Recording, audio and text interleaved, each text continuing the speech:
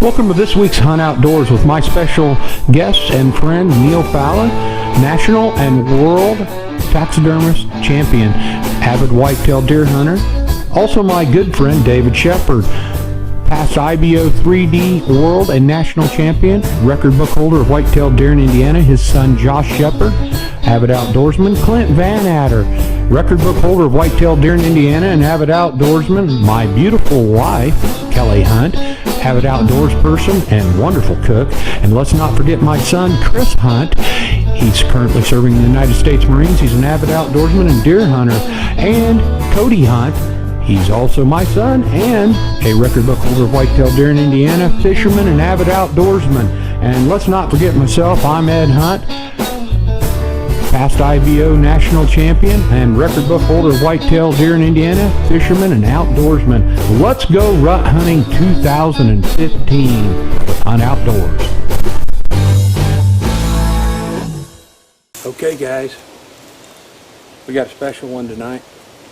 We're starting the rut hunting video right now. We get Chris Hunt for one more hunt tonight. We're going to take a couple drag rags and some scent out.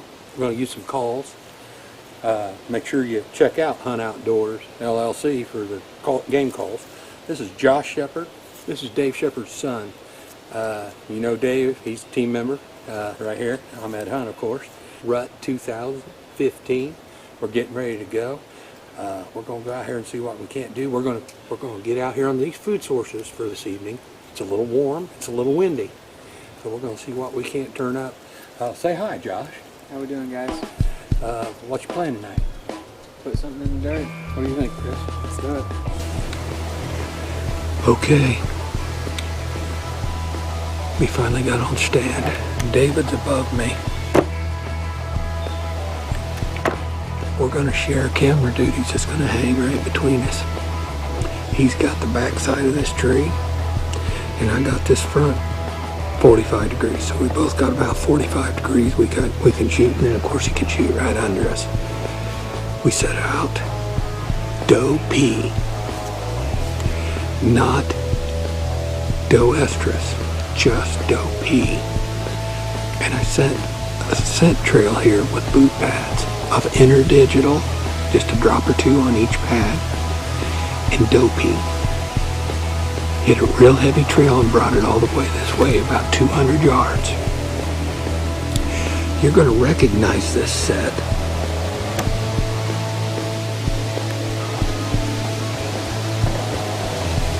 And the reason I say that is we're back on the corn food plot. As you can see. And of course the hardwoods are behind us. And then of course, we're right here.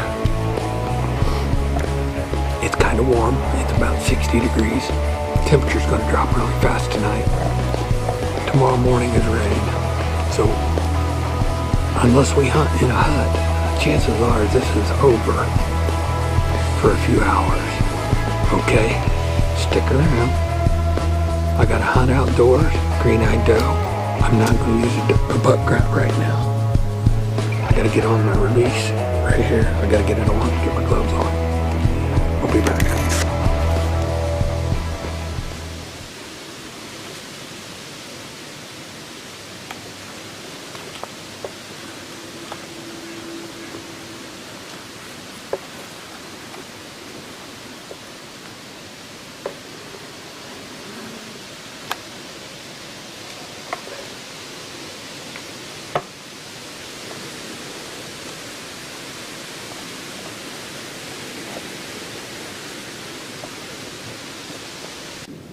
What do you think about your boy being out there, Dad?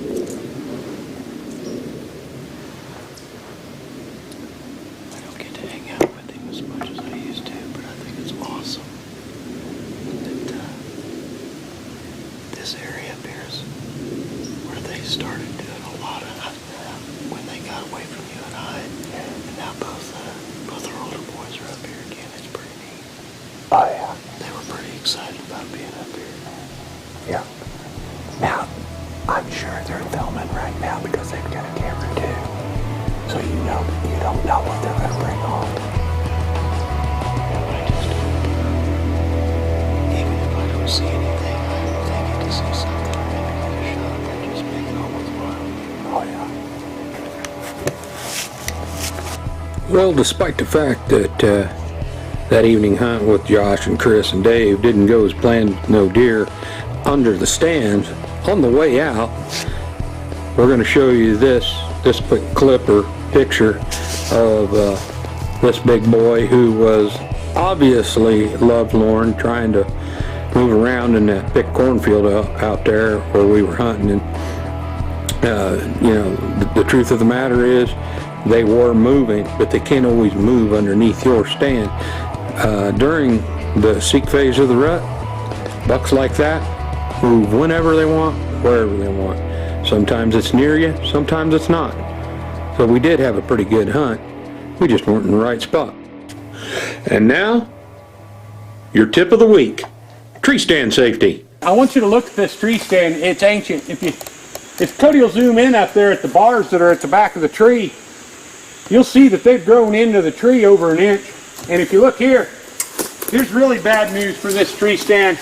These have grown in and the chain is broken and grown into the tree.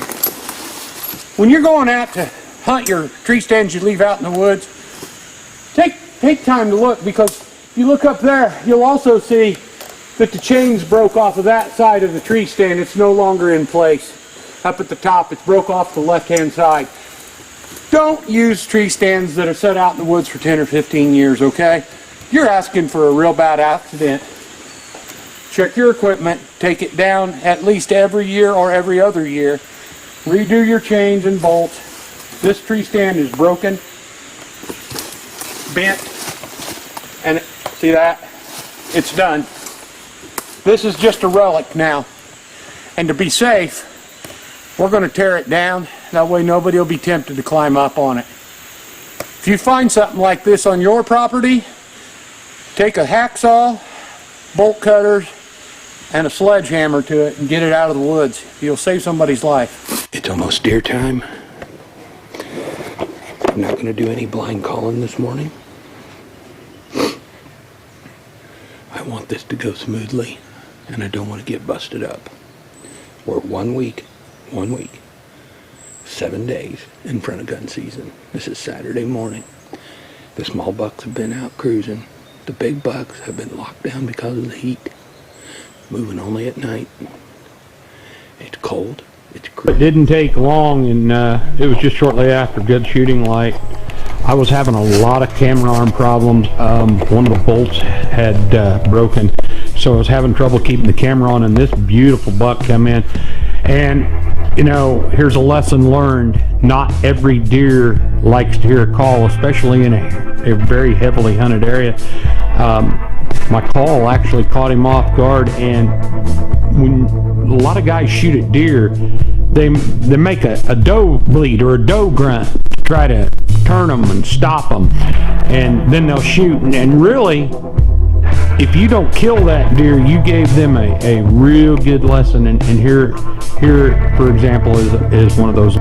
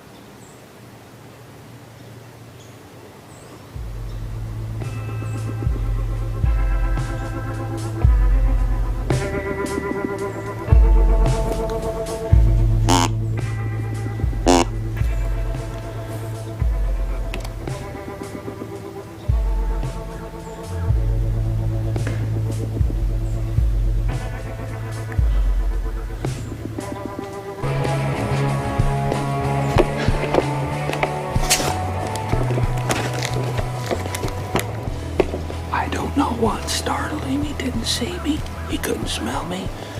That was a doe bleed. Someone has bleated at him and shot at him. That was a heck of a buck. He stood over there, he makes great. He's not even with the dough. And I've lost him. He won't come to this stand, but right about now he's walking by another stand, and I'm going to get on him. Not today, but I'm going to get on him. Dang it. Frustration. And now it's time for a taste of the wild side.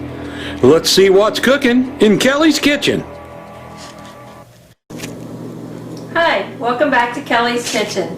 Today we're going to be making some venison chili. I have a pretty basic recipe, but it's really good, easy to make. I can do it when I come home from work, and it's done in a timely manner. So today, the ingredients I'm going to use are ground venison, some chili powder.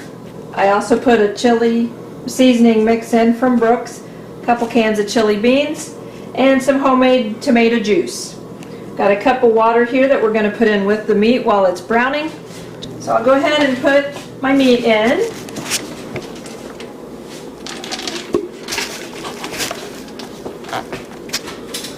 I'll kind of break that up a little bit. See how it's kind of sticking to the bottom already? So that's why I want to get my water going. You have to add water with the seasoning mix anyway, so I just go ahead and add it now instead of later. I may have to add a little bit more, but we'll just have to see how it looks when it's all nice and brown. Now that this ground venison is all brown, we're going to add our seasonings in. Takes Brooks chili mix. You can use whatever chili mix you like. I like the Brooks. It's got a little smoky-ish flavor. We're going to add some chili powder.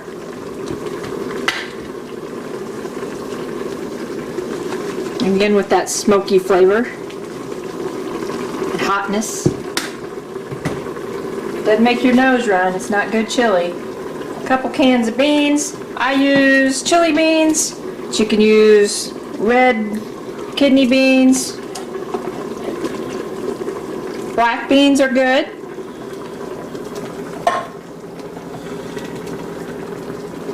I put all these ingredients in before I add the tomato juice, because once I add that tomato juice, then when I put things in, then it kind of pops up on you. That's not very fun. So I got my 2 tomato juices. If you're using canned tomato juice, home canned tomato juice, it's a little thicker, so you might have to add a little bit more water than what you're normally used to. I kind of play that by eyesight. Just kind of give this a good stir. Some people put pasta in it. My family says no pasta in the chili, so I don't put it in. Give this a stir, get it all stirred together. We'll let it simmer for a good 15-20 minutes, and then we'll serve it up. Now it's time to eat this. I've stirred it a few times while it was kind of simmering, mixing all those flavors together. Got a soup ladle. This is what it looks like. Doesn't that look tasty? Smells delicious. So now we'll just put it in our bowls.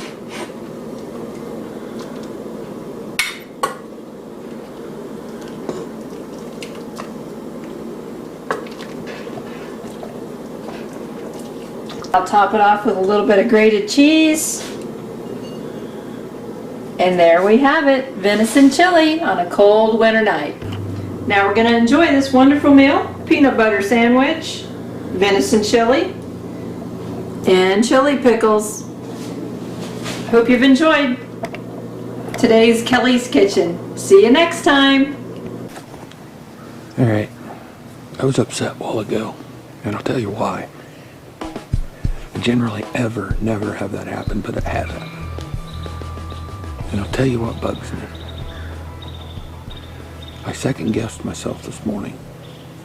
Right over there is a stand, a ladder stand. 75 yards over. He would have walked right by it. That's what really terrible. When he turned, he was only about 40 yards from that stand. and he was well off from me. Now, had it been gun, when he was standing there looking at us, I'd have killed him. It was only, from us, it was only about 80 yards. Here's the other part. Someone has ruined that deer by calling or doing that stupid doe bleat to stop him or whatever, and now it startled him so bad. See, what I was trying to do was turn him to come back to me, and it didn't work. That's the best deer I've had under the stand, in front of the stand all year right there. That is a heck of a nice deer. He's either a 9 or a 10, I can't tell. Couldn't tell. I'll look at the camera. He might only be an 8, a really big 8. That was a heck of a deer. Obviously, not locked on does. He'll be back through. What really gets me about second guessing myself is the wind is such a way today that I could have hunted any one of 3 stands this morning, and I picked what many times guys think of as the lesser of 3 evils or 2 evils or whatever. This stand is the farthest away from, how'd I say, the action, because I didn't want to bail right in without knowing what's going on. I've got neighbors over here behind me, neighbors off to the side. And what they're doing is obvious. They're calling and they're calling and they're calling. These deer are called what I call call broke. They've probably been rattling and calling. See, the wind's right in my face. That deer had no chance of smelling me, no chance of seeing me, no chance of hearing me. But he was looking beyond me. If you look at the video, he's not looking straight at me. He's looking out in front of me toward the food plot. So, my bad. But you don't know till you try. You know, I just watched old Chris Brackett this week. He does stuff online every day during deer season, just little snippets, and I watched Roger Ragel. Both of them had bust outs from calling, and both of them have been really struggling to get good deer in front of them. Oh boy.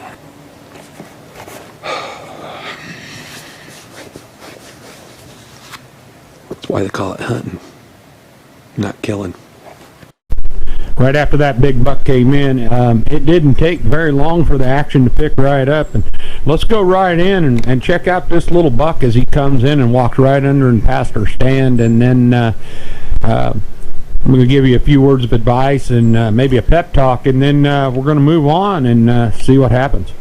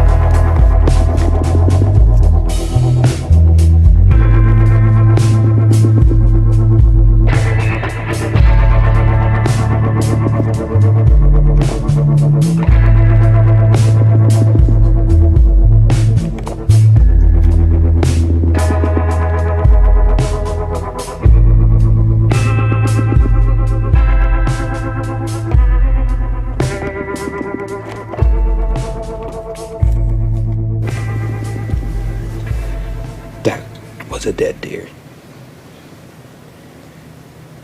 I had him all the way around if I wanted him. That little bitty fella right there is not dying by my bolt or arrow or bullet or nothing else right now.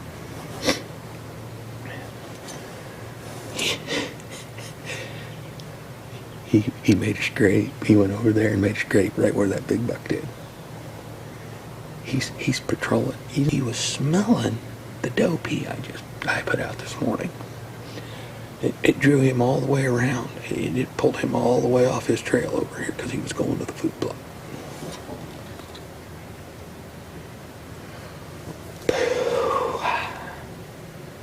That glandular works.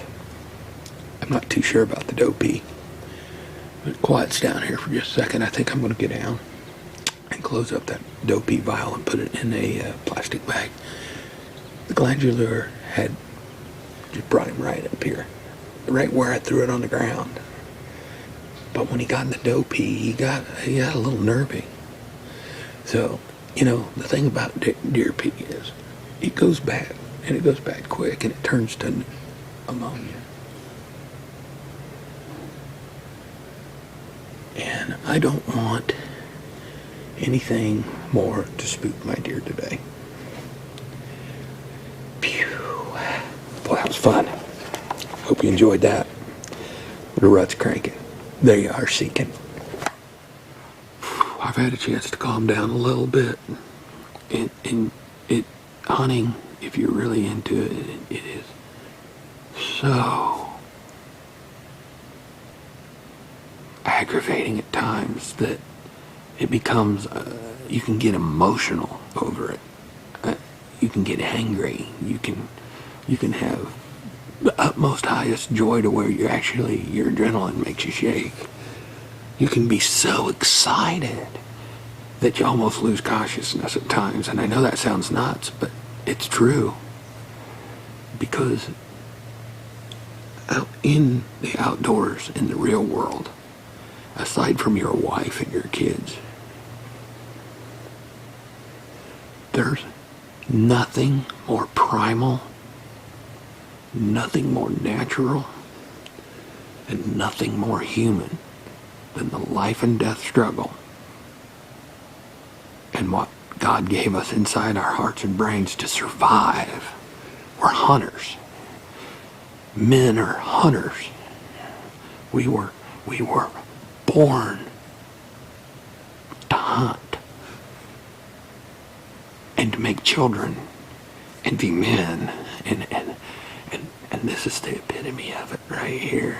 You just and when it happens like this, it can be so depressing if you let. I'm going to use this as a learning tool. If you guys aren't learning, you need to be. And believe me, it's not the call. We just killed 3 deer on the call over the last 3 weeks. It's not that call's fault. It is absolutely not that call's fault. I'll tell you what it is. I know the guys who hunt around me. Within a mile of me, there's at least 25 hunters. And about half of them, God bless them, but they're Walmart hunters. They go in, they buy stuff. And I've been sitting on the stand and heard a couple of them in years past sound like a flippin' hog farm. Beep, beep, honk, honk. You know what? That doesn't always work. I just heard something across the creek. We're going to see what we got. Later on that morning, not very long after the first little buck came through on just virtually the same path, the same direction, another little buck come through. You can tell it's a different buck by looking at his rack.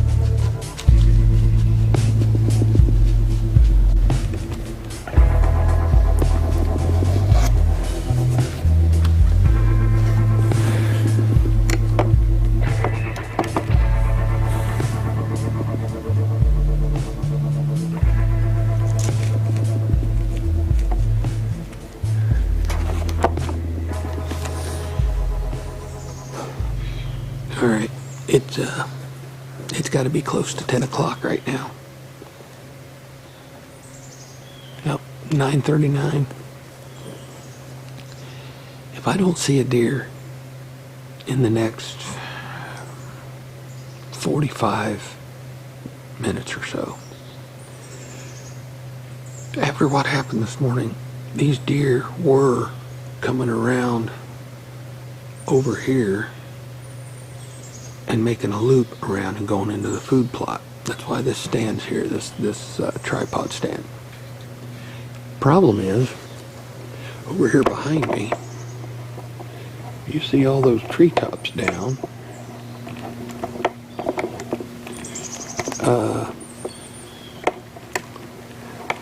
It's changed since last year a little bit.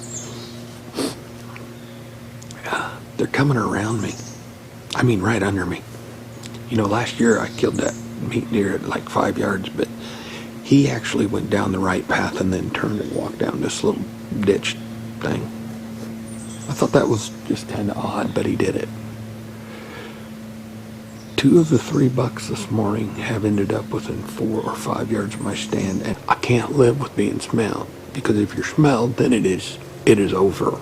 And during the rut, when you put out scents and things around your stand, this is what happens. Now, if this was back in October, I wouldn't even be sitting here. So So what you're about to see here on the is stand. it's a compilation, as it were, of day after day, hunt after hunt, morning and evening, until finally things all come together, and I get the buck that I'm going to put in my freezer. And you know, it was heat, and it was wind, and it was storms, and it was low deer numbers, and just one thing right after another. It just never, ever, ever slowed down this fall for a lot of guys, not just myself. Enjoy this, because you're going to get to see that we really hunt, and the same things that happen to you happen to me and happen to our people. So check this out, and then at the end of a series of morning evening shots, we're going to go right into the buck that I killed. Enjoy this. You'll see 3 points sticking up right now. He's not moving right now, but he's laying right there, and his points are only about 3 or 4 inches tall. If I get down or move or make a noise, you stop me. You can't hear this, but I've got the wind right now, so I'm winning. All right, that's it. That's a wrap on this evening. Just the one deer and the 6-pointer. He never got out of his bed. So this starts all over again tomorrow morning. This weather and this low herd and all these supposed experts is telling you when the rut's hitting it, the moon's doing it. You know what? The rut hits the same weeks every year, and this ain't it. The deer are acting the same way they always act. You get a couple that'll chase a little bit if the doe walks in front of them, and they're mostly young, and there is no activity. Everybody's got does together, fawns and does together. The bucks aren't traveling. Don't believe all the rhetoric and BS you read in the magazines. Our fawns are born the same 2 or 3 weeks every year, and that goes back 203 to 207 days from about approximately November 10th. Here in Indiana, that's the way it is. I'll see you in the morning. The rut hunting odyssey continues. The wind was so bad last night, with 30-mile-an-hour gusts and spitting rain, that we bailed out. Rut Hut 2015 is only going to go through the end of this weekend for me and my partners, and here's why. We're not going to pollute our stands next week when the morning temperatures are in the mid-50s or low 50s, and the evening temperatures are in the mid to low 70s. It's not going to happen. So we're not going to take next week off. It's supposed to stay like that almost all week. Then like Thursday evening or Friday, it's supposed to thunderstorm and get rainy. It's supposed to stay that way for Friday, Saturday, and possibly Sunday. Then it's supposed to blow out. Now I'm going to tell you what that's going to do. That is going to squelch all daylight activity, all daylight rutting activity. Deer don't do heat. Not this time of year. It's too much. Now what'll happen is any kind of resemblance to rutting activity will take place at night. Plain and simple. There's not enough deer to keep these bucks locked down for more than 4, 5, 6 days at a spot here, and they're going to travel a lot in that cold weather because they're going to do most of their breeding next week and chasing, which is going to be lackluster at night. When this is all said and done, all you're going to hear about is the horrible trickle rut. And it's funny because Alzheimer's already predicted a powerful rut, the most powerful in decades, and how it's going to be phenomenal. And of course, weather's going to get the blame. They can't blame crops, but they'll blame wind and you know what? They're wrong. The rut's going to go off as usual. The rut starts popping the first week of November, and it runs all the way through up until about the middle of the first gun week. And it spikes right there around the 7th to the 12th. Right there's that 5-day spike. I'm bailing next week. I don't want to have to hunt the lockdown, but lockdown's going to not be as big a deal in this part of the country as it is some of the rest, where there's a lot of deer still left, like in the northern part of the state, the southern part of the state. But here in the central part of the state, it's not going to be any big thing. And I may or may not come out of this with a big buck, but I'm going to come out of it with a good one, and it's going in the freezer. Guys, you can be as big a trophy hunter as you want. I've been there, and it's fun, but it don't fill a freezer, and there's not enough does to go around anymore. That's why I killed a button buck the other day, and I've got to be somewhere in another part of the state where there's quite a few deer. I'm not going to do that here in central Indiana. You guys from here in Howard County, especially western Howard County, I've been hearing guys complaining and being told of guys complaining that are as guilty as the next guy, because I know of 2 of them for years would shoot as many as they could, 6 or 8. Donate meat, do whatever. I actually heard one complain yesterday that it was everybody else's fault. Well, pal, it's your fault. On your land, it's your fault. Quit pulling the trigger. And if you want to meet deer, kill a button buck, or just shoot a buck.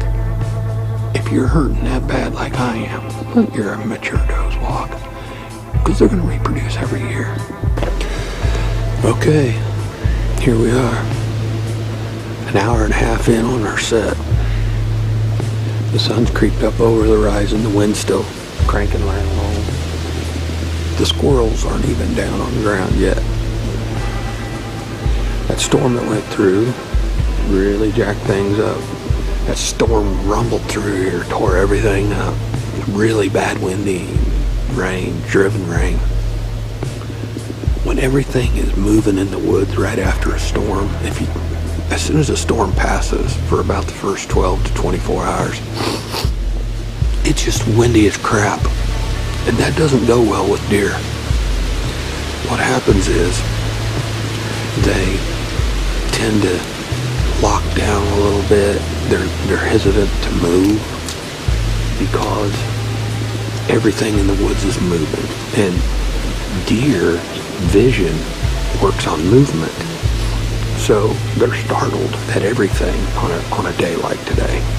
So rather than be startled and flighty all day, what a lot of times they do is they go out in the open where there's no movement and bed down or feed, or they get up in these thickets which is what I think they've done this morning early.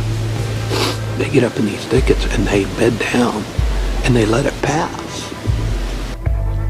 We're in the new improved tripod stand, and we'll see what we can get out of it. Hopefully, God willing, that big buck will come back through and offer us a shot. It's been a long deer season already. For a lot of guys, deer season hadn't even begun yet. I've been going for a month and a half. And next year, I'm taking a break. With the population the way it is, between about the 12th or 14th of October, clear down to about the first part of November, the first 5 days of November.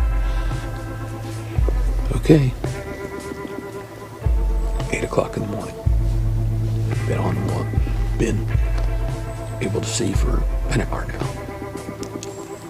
Zero deer last night. David just texted me. Saw 0 deer last night. So, this is one of, by far, the worst and strangest years I've ever seen.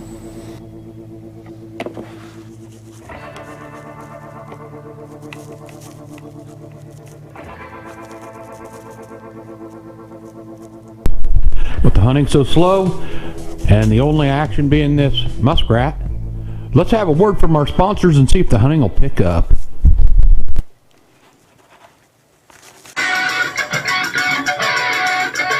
Year after year, buck after buck, season after season, they keep falling for Hunt Outdoors game calls. That's right, Hunt Outdoors. Whether it's the buck smoker, the lonely doe, or the green-eyed doe, they'll all bring them running. That's Hunt Outdoors. Don't forget the name, and don't forget we're your game's worst nightmare. Hunt Outdoors. Pick us up at Wabash, at Bats and Bucks, or on the web at www.huntoutdoorsllc.com. That's huntoutdoorsllc.com. Check us out. Put more bucks on the ground with a 100% American-made game call. Hunt Outdoors. It's what we do.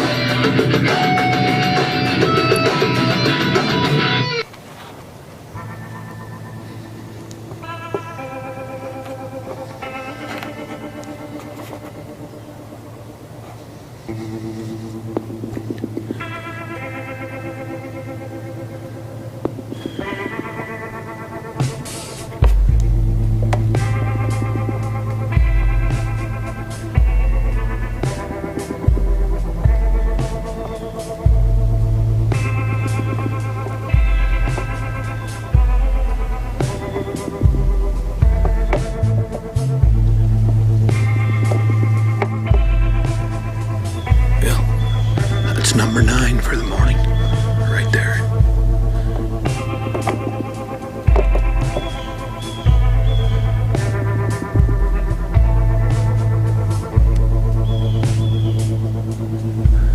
Oh, number 10.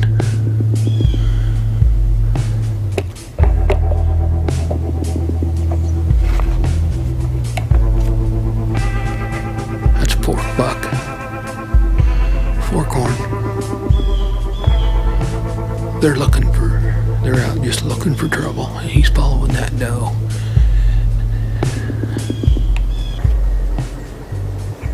Let's see if we can't take this Hunt Outdoors grunt call, buck smoker, and turn that little spike buck around and see if he'll come back. He's out of sight. I don't see any big deer.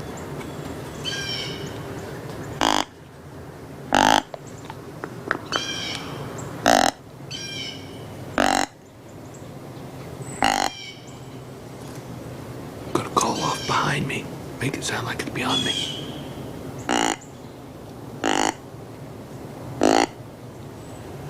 Just give it a minute. minute and see what happens.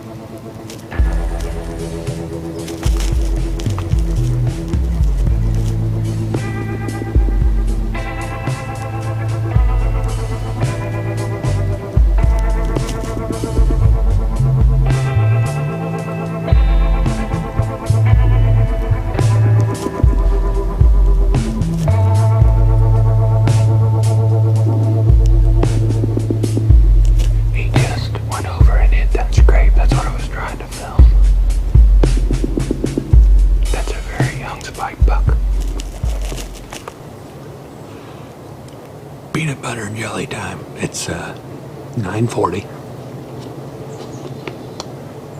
I've had 10 different deer come through. I took out the buck smoker after what happened with that buck, with the hunt outdoors green-eyed doe that's never ever done that before. About 5 days ago, it spooked the crap out of him. I think I startled him. And I still think people bat too much at them to stop them when they shoot. Be ingenuous. Think of something else other than a doe bleat, because if you miss, those deer will freak when they hear that sound again, and they shouldn't. Anyway, I took out that buck smoker, and a little spike buck disappeared over here. And I thought, I wonder if I can call him back. So I pulled out my handy-dandy call, hit it about a half dozen times, made it sound like a buck walking off behind me. You know, he turned around and he came right through.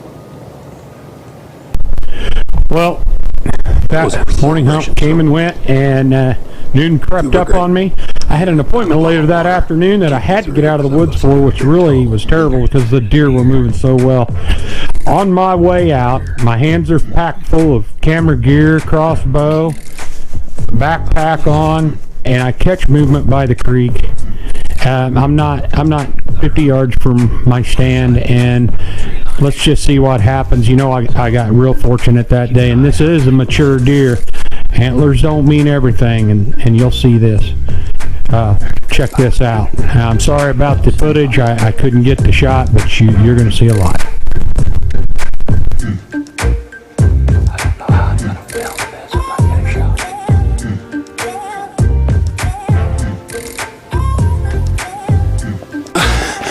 I couldn't film it.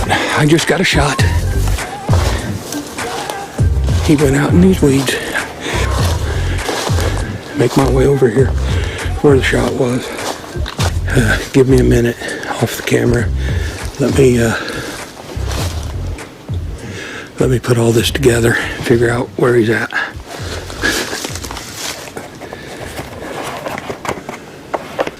Okay, sometimes things don't work out, especially when you're alone.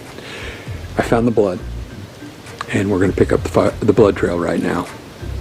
And it's a dandy blood trail. I'm pretty sure he's double-lunged. I don't know how big he really is, but he's got a really good body, and I'm happy. It's been tough. And he looked like he was ear-wide, whatever he was. And I'm sorry I couldn't bring you the shot. I can't handle the camera and the shooting equipment. So let's go over here and pick up this blood and get moving. Okay, the shot was right here. There's some hair laying right here, and right there. I'm pretty sure the arrow is right here. This is awesome. Yep, looky here. Guys, I can't apologize enough for not being able to show you the kill, but it happened. And so that's back in the quiver. Look at this lung blood. Look at the bubbles everywhere. If it's a dink, I deserve it. And I don't care. Look at this blood. This deer is so dead.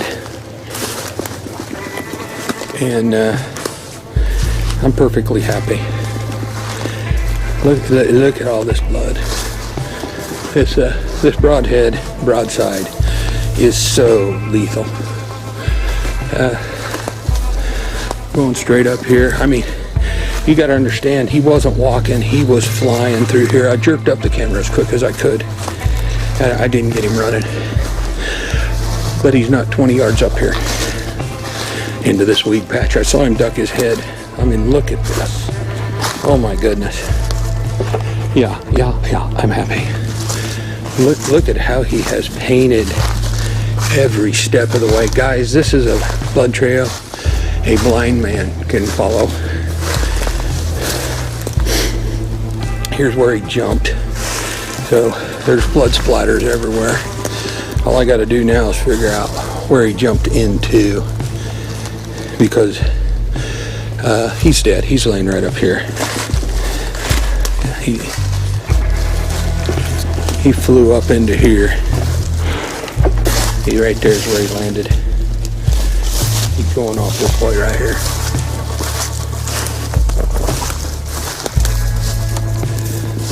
I've got good blood right here. Good blood right here. He's going right out in the middle of this grass. I've got blood everywhere right here.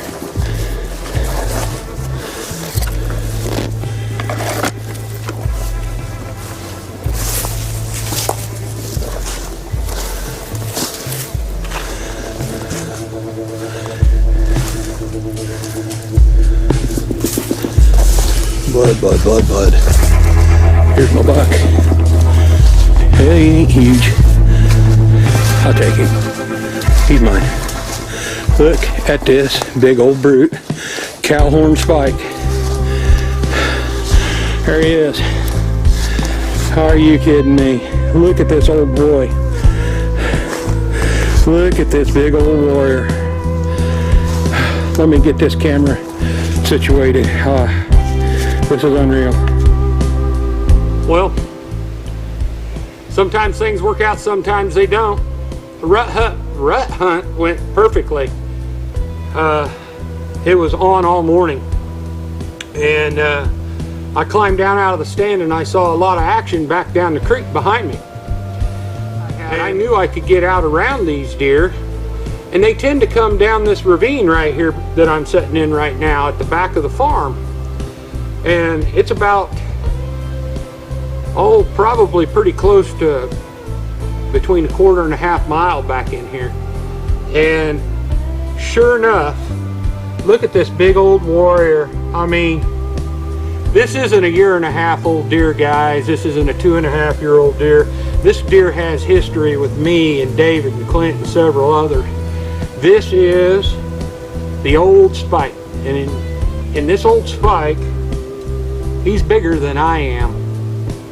And to be honest with you, this rage blowed his lungs out of him, and it was a complete pass-through, double lung.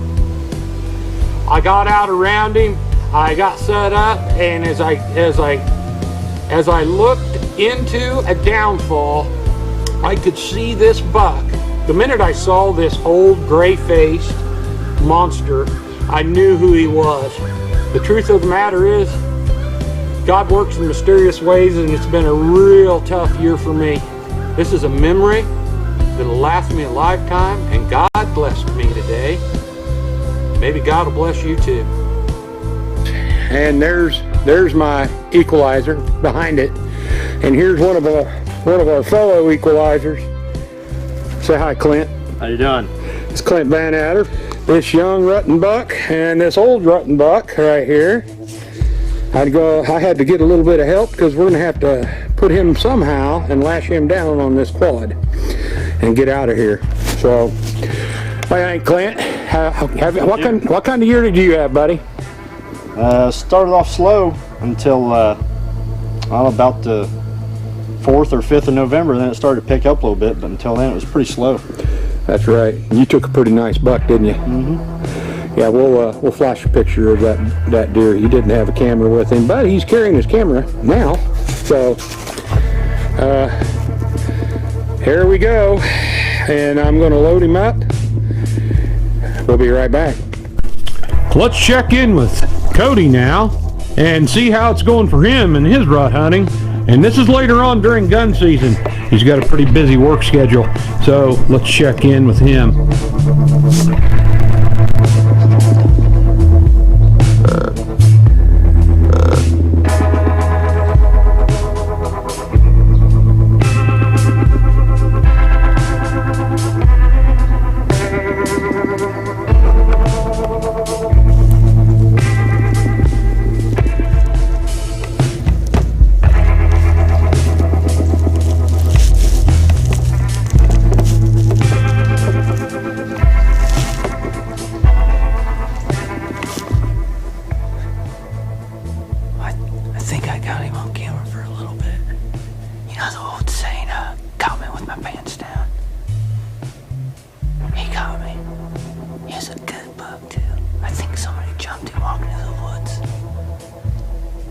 Hopefully he'll come back, because he's a nice deer.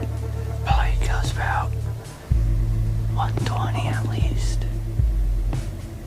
Hopefully he'll come back. Stay tuned. Things are heating up.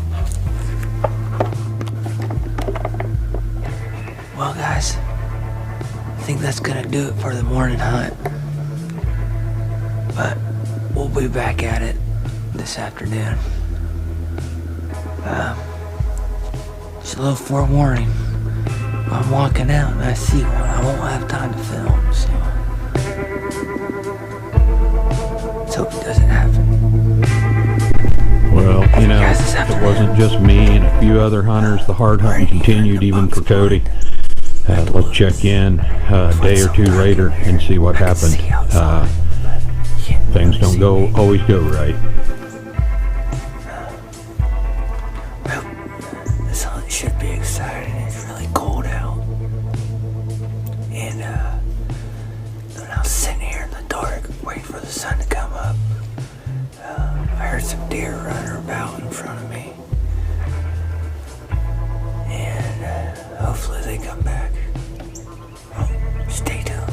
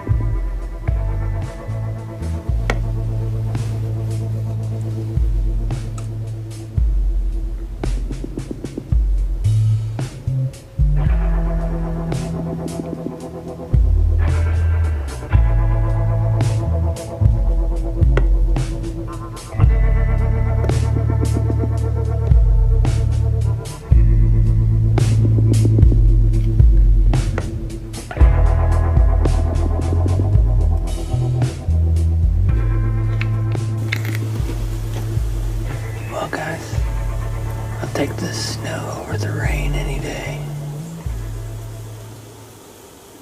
Glad I'm in my little box. Oh, what you saw earlier was there were 3 does out there. They were really far away, so it was hard to keep the camera on them. Hopefully they bring in a buck.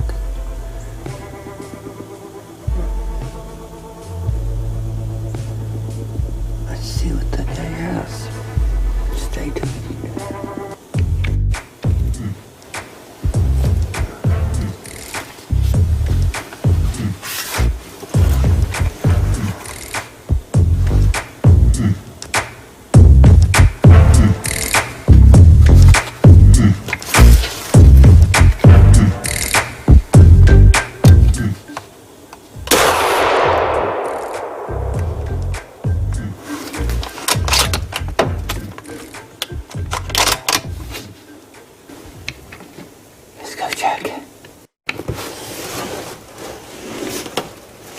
Well guys, I got him alright, and here he is.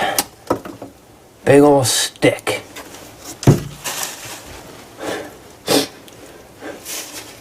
"80 yards, it's hard to see a stick that big."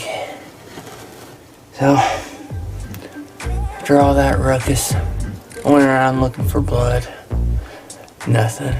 Well, that's good. At least it's a clean mess instead of a wounding shot. So, guess I'll just pack it in and come out another. Well, it looked like Kody had a little streak of bad luck there with a little bit of forestry. You know, we'll be cutting down some of that this year, and you'll get to see that. Meanwhile, while the snow was flying and Kody was pulling the trigger, we actually heard his shot. But let's check in with myself and David to see what kind of hijinks we're up to. We'll be using hand warmers this morning.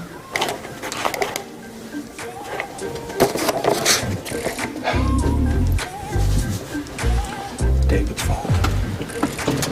Eddie left the heater on last night. No, Eddie didn't. That's what we got going on here. Ed left the cylinder completely on and just hung it up and left it there last night. David left it on the last time he was in here. David and I are in a box blind, elevated box blind. And it's just now come shooting light. We're about 5 minutes past it. It's cloudy out. We got a snowstorm coming in. The deer didn't move very good last night, which is good for us this morning. Dave will be the shooter, and of course I'm running the camera today. We're just going to see what will happen. Right now, Kody is back in the middle of Howard County in a box blind, waiting on the snow to come in, and we saw a small buck last night standing in the field. After dark, we were going to dinner and saw it, so we're pretty sure that they're going to move this morning because they moved late last night. I expect some movement here in any time. Yeah. Guys, to always remember, even in a box blind, to wear your hunter orange. It's the law, and it's their game.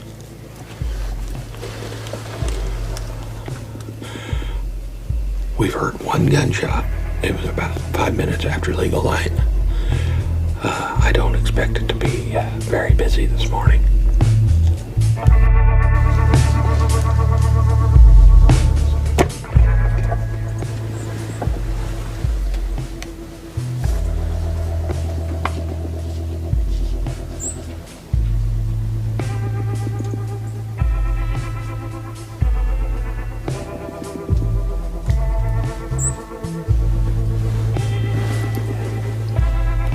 Just one. That's all we see is just one barrel.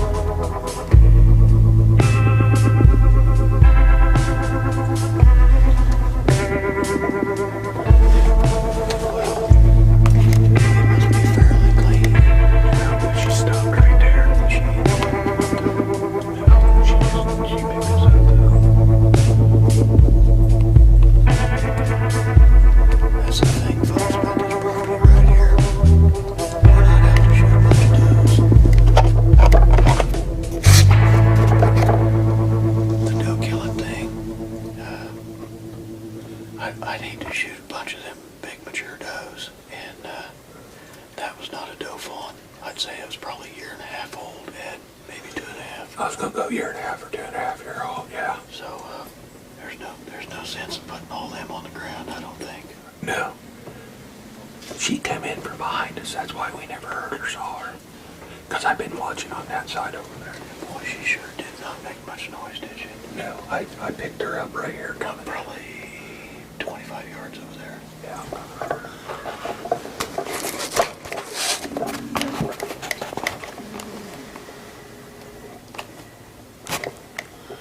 That limb is really in our way.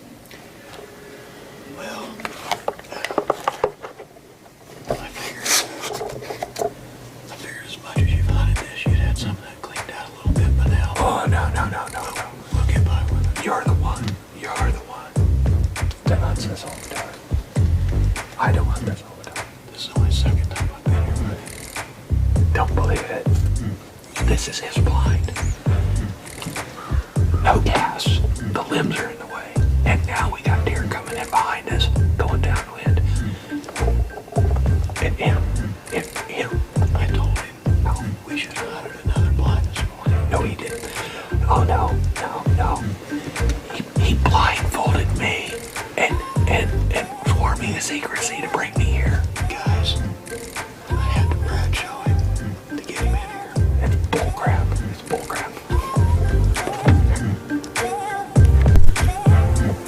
Nice big flakes. We just heard another shot. That's the 5th shot on the day. And that was pretty far off too. So here's the other thing. Goose season and duck season just came in, I believe, yesterday for this zone. So those that's the 3rd shot that's come from the direction where there is some large ag fields and some ponds. So it is possible that people are not just killing deer right now when you hear a gunshot. The 2nd week of gun season is also, everything's open.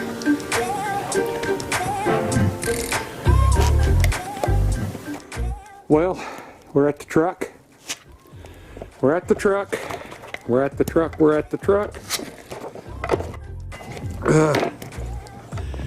Here's the deal. David's getting his crap off. I'm getting my crap off. We're going to the house. We saw one doe. Kody got some footage this morning. He killed the crap out of a tree limb he didn't see, trying to shoot a buck this morning. And we only had the doe. Other than Kody, there was 4 other shots. And we're calling it a day. Here, I'm going to show you a picture. This is Neil Fowler, good friend, and contributes to the shows occasionally. He's with us here, and he took a really nice mature buck in Tipton County this year, and that's the lowest deer population county in the state, and it's a fully mature deer.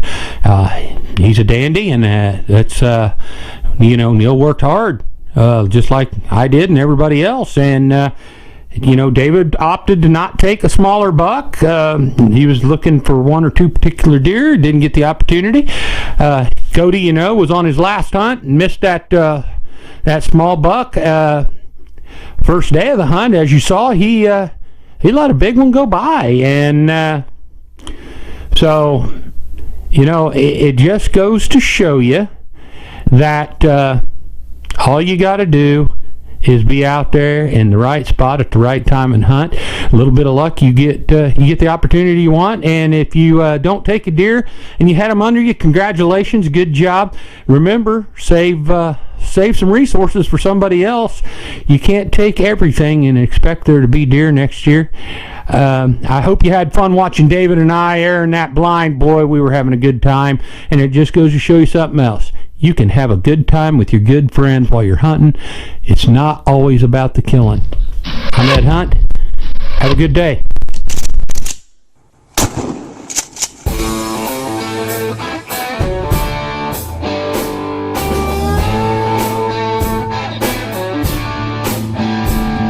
Thanks for joining Hunt Outdoors this week. Remember, we hunt the way you do. We hunt outdoors. I'd like to thank Cody Hunt, Chris Hunt, my wife Kelly Hunt. And of course, you guys know who I am. I'm Ed Hunt. And let's not forget my other hunting friends out there, like Clint Van Adder, David Shepard, Josh Shepard, and of course Neil Fowler. I'd like to thank our sponsors, and I'd like to thank Hunt Outdoors for making it all possible. Remember, hunt outdoors. It's what we do.